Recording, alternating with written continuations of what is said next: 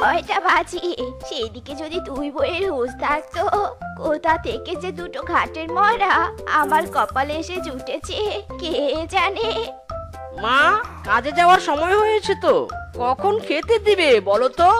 হারামজাদার দল, বিয়ে করে এনে ঘরে দুইটা বউ পালছিস, আর রোজ এসে আমার কাছে খাবার চাস কেন বলতো? তোদের বউরা কি ঘাস কাটছে? না মা, এখনো তো দুই বউয়ের ঘুমই ভাঙেনি, ওরা আবার ঘাস কাটবে কি করে? চুপ কর হারামজাদা, বউ পড়ে পড়ে ঘুমাচ্ছে আর তুই এখানে এসে দাঁত কালাচ্ছিস। তুই কি আমার সামন থেকে যাবি, তাকে দুটোকে ঝাড়ু পিটা করে তাড়াবো বলতো? আমার হয়েছে যত জ্বালা, এদের নিয়ে আমি আর পারি নে বাপু।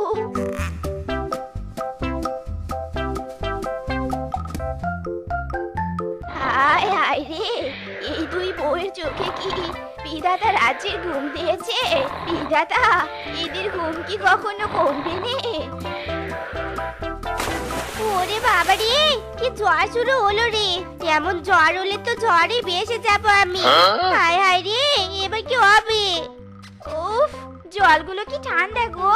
এত ঠান্ডা জলে শরীর ভিজলে তো আবার কষ্ট করে শাড়ি পাল্টাতে হবে। আহ, ওরে আলসের ঘরের আলসেরি, এরা তো চোখে মেলতে যাচ্ছে নে। বাবা গো বাবা, আমি বাপের জন্মে এমন অলস কাউকে দেখিনি। কি মা, আপনি? তবে বৃষ্টি আসেনি? যাক বাবা, তবে আমি আর জ্বরে বেশি যাবো নি। দিদি, জ্বরে বেশি না গেলে কি হবে? শাড়ি তো ভিজে গেছে, এখন আবার কষ্ট করে শাড়ি বদলাতে হবে।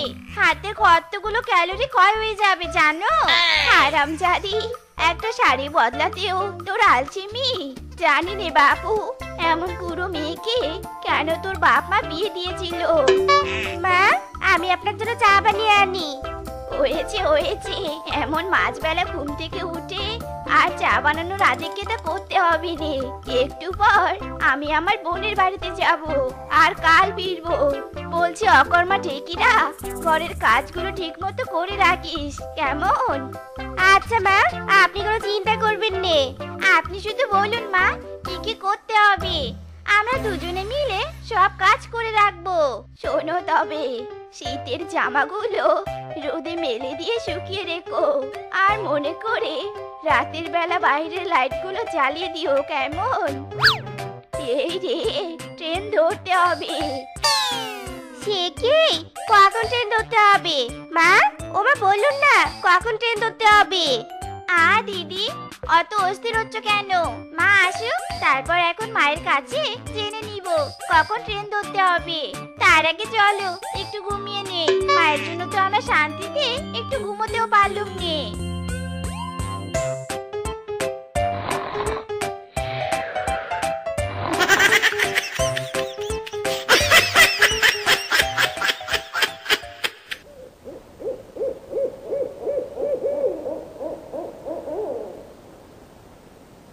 কি কাণ্ড বলো তো দাদা, বাড়িটা তো পুরো ভূতের বাড়ির মতো লাগছে, বাড়ির লাইট গুলো তো জ্বালানো হয়নি। হবে কি করে? মা তো আর বাড়িতে নেই, মা তো কালই বলেছিল মাসির বাড়িতে যাবে, আর মা না থাকলে বাড়ির খেয়াল কে রাখবে বল? না জানি দুই বউ কি করছে এই ঘুটঘুটে অন্ধকার বাড়িতে। আচ্ছা চলো ভিতরে গিয়ে দেখি সেটা। এই অসময় এভাবে আলোটা জ্বলে উঠলো কেন? আর একটু ঘুমিয়ে নিতে পারতুম।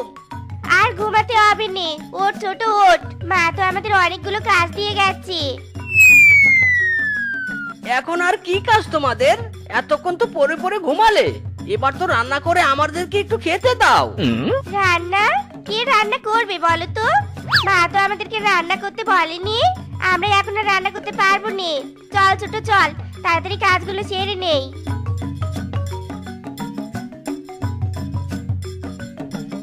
এটা কি হলো দাদা, এরা তো আমাদের কথার পাত্তাই দিল না। আজ রাতে বুঝি আমাদের পেটে আর খাবার যাবে না।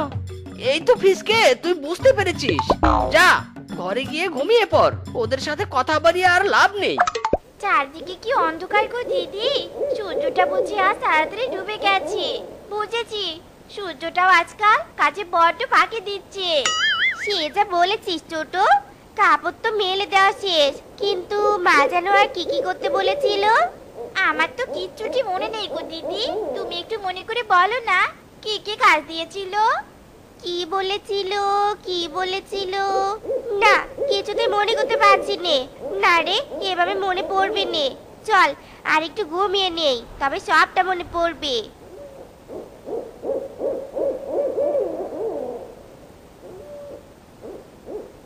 আরে দূর দূর, সন্ধে থেকে চুরির আশায় ঘুরছি, কই কোথাও তো কিচ্ছুটি পেলাম না। আর আজও যদি খালি হাতে ফিরে যাই তবে তো বউ আমাকে উদন কেলামি কেলাবে।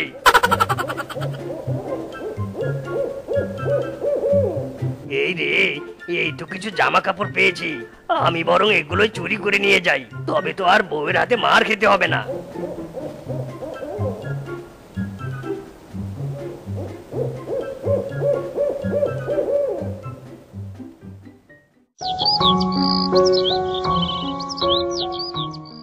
বাবা, আবার সকাল হয়ে গেছে।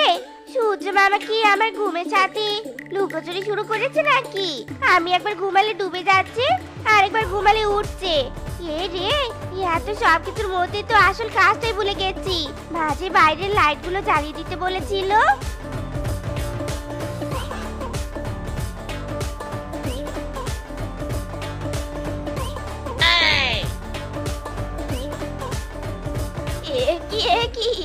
কি করছো কি তুমি বৌমা? কেন মা, আপনি যা বলেছিলেন তাই করছি, বাইরের লাইটগুলো জ্বালিয়ে দিচ্ছি। কিন্তু মা, আপনি কখন ফিরলেন বলুন তো? মাত্রই ফিরলুম, আর বাড়িতে ঢুকেই যে তোমার এসব অকাজ দেখবো তা তো ভাবতেই পারছি নে। সত্যি তোমার মতো ব্যাককেলকে দেখে আমি অবাক হচ্ছি। দিনের আলোতে কি কেউ লাইট জ্বালিয়ে দেয় নাকি? চারদিকে তাকিয়ে দেখো তো, সূর্যের আলো ঝলমল করছে। ইয়ে মানে মা, আমার না কিছুই মনে ছিল নে। আর দেখুন নে মা, রাতে শীতের কাপড়গুলো কত কষ্টে বাইরে মেলে দিলুম, আর এখন একটা কাপড়ও দেখতে পাচ্ছি নে। ইয়ে কি মা, কখন ফিরলেন আপনি? আর আপনি এভাবে রেগে দাঁড়িয়ে আছেন কেন? রাগ করবো নি তো, দেই দেই করে নাচবো? ব্যাককেলের দল, তোমরা রাতের বেলা কাপড় শুকাতে দাও, আবার দিনের বেলা লাইট জ্বালিয়ে দাও। তোমাদের দুই বউয়ের চক্করে আমি সত্যি সত্যি একদিন পাগল হয়ে যাব। ঠিকই মা, বকছেন কেন? আপনি যা যা করতে বলেছেন আমরা তো তাই করেছি। করেছো ঠিকই, তবে সময়ের কাজ অসময়ে, সময়ের কাজ সময়ে করনি, এমনকি সময়ের মূল্যও দাওনি। তোমাদের নিয়ে আমি আর পারিনি বাবু। ইয়ে মানে মা, আমরা তো বুঝতে পারছি নে, আপনি একটু বলুন না কখন কি কাজ করতে হবে।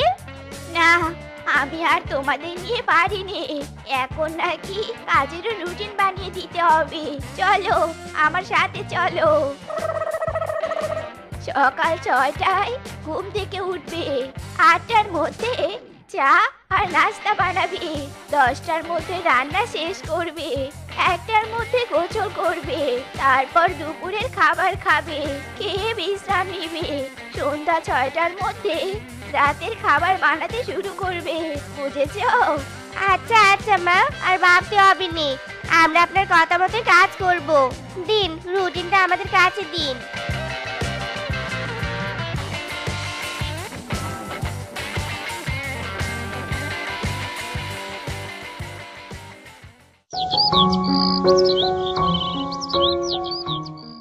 এ কি কাণ্ড, 8টার মধ্যে নাস্তা বানানোর কথা, সেখানে 9টা বেজে গেল। আমি এখনো অবধি 1 কাপ চা পেলুম নিয়ে। এই দুই বউ কি আদৌ ঘুম থেকে জেগেছে নাকি পড়ে পড়ে নাক ডেকে ঘুমাচ্ছে?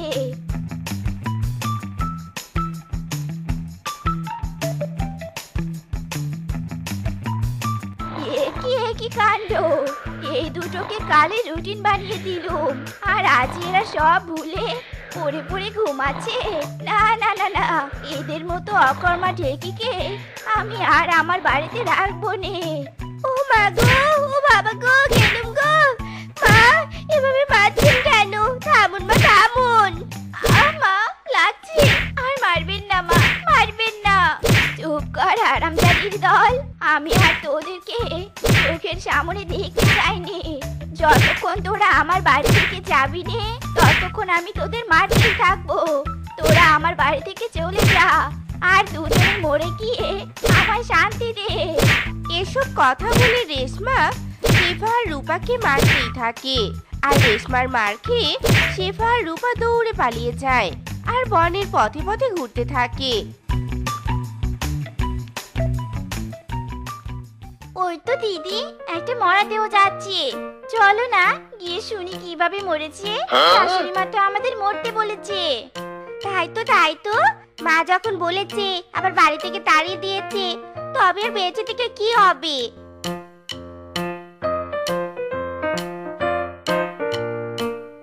এই যে দাদা, এই যে শুনছেন, উনি কিভাবে মারা গেছে বলতে পারেন? পুকুরে পড়ে মারা গেছে। কিভাবে আবার পুকুরে মারা যায় বুঝতে পারলাম না তো। মরণ! এই এরা কি কিছুই বোঝে না নাকি? আরে সাঁতার জানে না তাই জলে ডুবে মরেছে। এবার রাস্তা ছাড়ো তো, যেতে দাও। যত সব!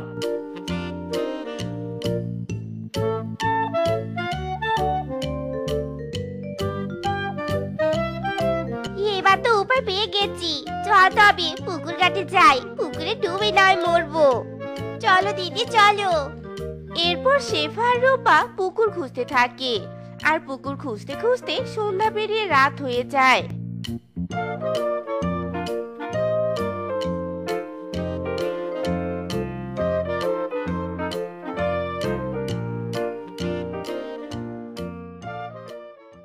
এবার কি হবে দিদি? চারিদিকে তো ঘুটঘুটে অন্ধকার হয়ে গেছে।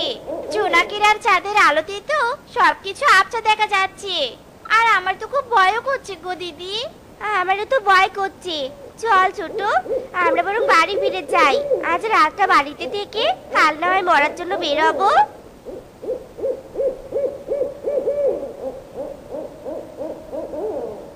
এ কি তোমরা? তোমাদেরকে না সকাল বেলাতেই তাড়িয়ে দিল, তবে আবার কেন বাড়িতে এসেছো? মানে মা, আমরা তো মরতে গিয়েছিলাম কিন্তু মরতে পারিনি। ভয়ের কারণে বাইরে থাকতেও পারিনি। আজ রাতটা কি আমাদের থাকতে দিবেন? আমরা কালকেই মরতে চলে যাব।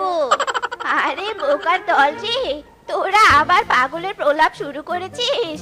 তোদের জ্বালায় আমি আর বাঁচবো নে। আজ ঘরের চাল থেকে লাফ দিয়ে আমি মরে যাব।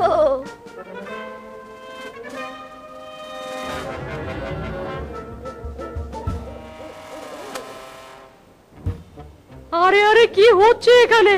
তোমরা দুটো বউ থাকতে তোমাদের শাশুড়ি ঘরের চালে কেন? মা, কি করছো তুমি? নামো বলছি, নামো, পড়ে যাবে তো। নামো নামো। না না না না, আমি নামবো নে। এখান থেকে লাফ দিয়ে আমি মরে যাব। তবুও সময় জ্ঞানহীন দুই বউয়ের সাথে আমি থাকবো নে। এরা যে কাজের সময় অকাজ করে। দোয়াই মা, নামুন নামুন ঘরের চাল থেকে। আমরা আর বোকামি আলসেমি করবো নে, সময়ের কাজ সময় করবো। দিদি একদম ঠিকই বলেছে মা। আমরা সময়ের মূল্য দিতে শিখবো আর পড়ে পড়ে ঘুমাবো নে মা। এই তো তোমরা সময়ের মূল্য সম্পর্কে বুঝতে পেরেছো। শোনো, সময় এবং স্রোত কারোর জন্য অপেক্ষা করে না, তাই সময়কে গুরুত্ব দেওয়া একান্তভাবে জরুরি। আর তোমাদের সময়ের মূল্য শেখাতে আর অলসতা করতেই মা এমনটা করেছে। তোমরা যখন আলসেমি ছেড়ে সময়ের গুরুত্ব দিচ্ছ, তবে তো সব মিটে গেল। নামো মা, নামো নামো এবার। এরপর রেশমা ঘরের চাল থেকে নেমে পড়ে। তো বন্ধু